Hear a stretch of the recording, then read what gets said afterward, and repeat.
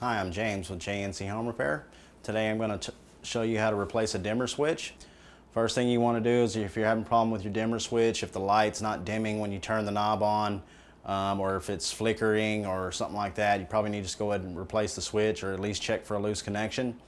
The first thing you want to do is you want to remove the knob, and the knob actually just pulls right off of the switch, and you'll be left with just a little bitty dial that turns back and forth.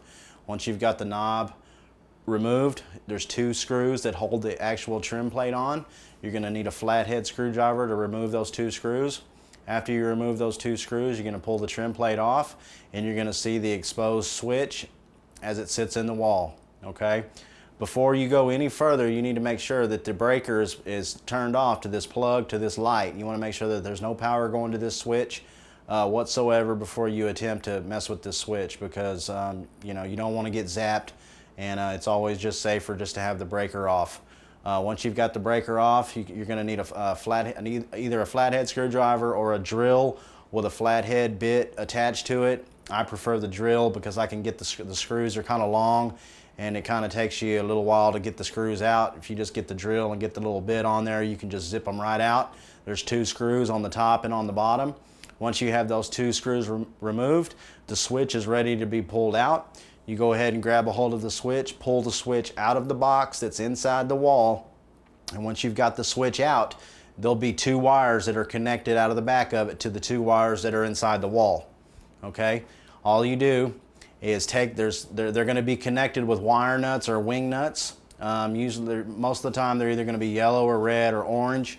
What you do is you go counterclockwise and remove those wing nuts and disconnect the wires. Now, before you disconnect the wires, what you need to do is you need to make sure that you mark one of the wires. Doesn't matter which one it is, but mark one of them with a piece of electrical tape. That way you'll know which one goes back where. Okay? And then once you've done that, you can go ahead and disconnect the wire nuts, disconnect the wires, and replace it with the new switch.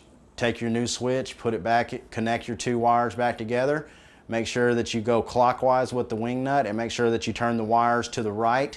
That way, when you turn the wing nut to the right, it's actually going to twist those wires together instead of trying to loosen them up as you're trying to tighten it up. And it just makes for a better connection, and you'll have less problems later when you do that. Once you've got the wires connected, you want to go ahead and take the switch, fold the wires, and push them back into the box, because you need a little bit of clearance. A dimmer switch is a little bit bigger than a normal switch. If you're just replacing like a regular light switch with a dimmer switch, you're going to lose a lot of room because the dimmer switch is much bigger. So you need to go ahead and fold those wires and bend those wires back and pack them back in that box real good, so you've got enough clearance to actually get the switch back in the box. Once you've got the switch in the box, you put the two screws back on, the one on the top and one on the bottom. You try to get the head of the screw centered right in the little spacer where the screw goes. You don't want it off to the right or too far off to the left, because that's what your trim plate mounts to. And when you put your trim plate back on, if that switch is not centered in the box, then your trim plate's going to be crooked. Okay, so that's just something to remember as you're moving along. Once you've got the switch mounted back in the box, you go ahead and put your plate back on, connect the two screws, tighten those screws up, put your knob back on, and you're ready to go.